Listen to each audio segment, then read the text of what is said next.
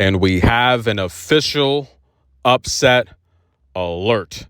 This video is brought to you via the Doctrine of Fair Use, the Fair Dealing, and the Digital Millennium Act. Coco Gauff, her double-digit win streak in jeopardy. She has not dropped a set this year, but she has now. Belinda Bencic takes the first set 7-5. And in fact, on her win streak, she's rarely gone past 10 service games.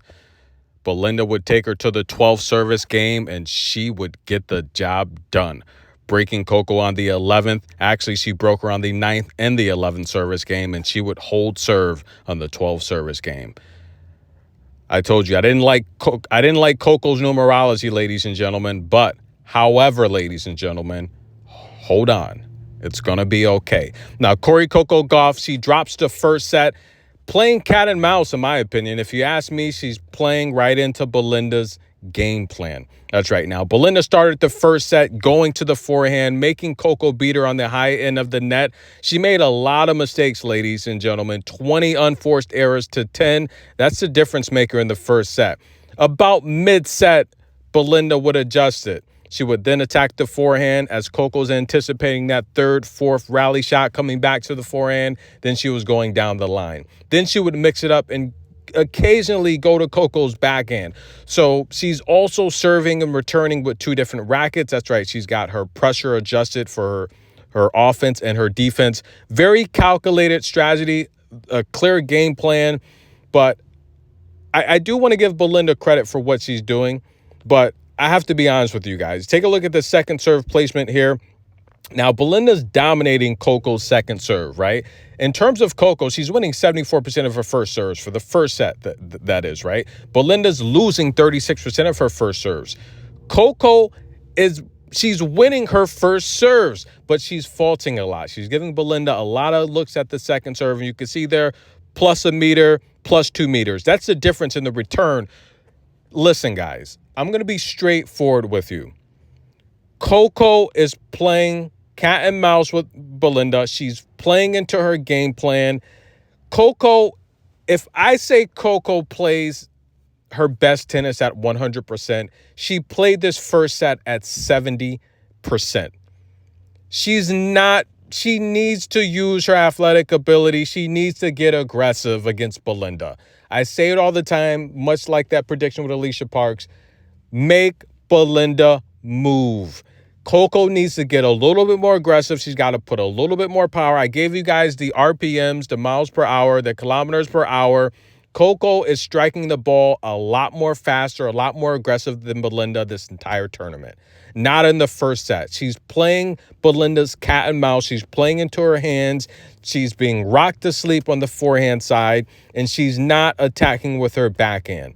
I would like to see a lot more situational leadership with the serve. I like to see her jam the body. And in fact, quite frankly, I would like to see Coco just go for a 130-mile-an-hour serve. Put some pressure on Belinda. Make her move.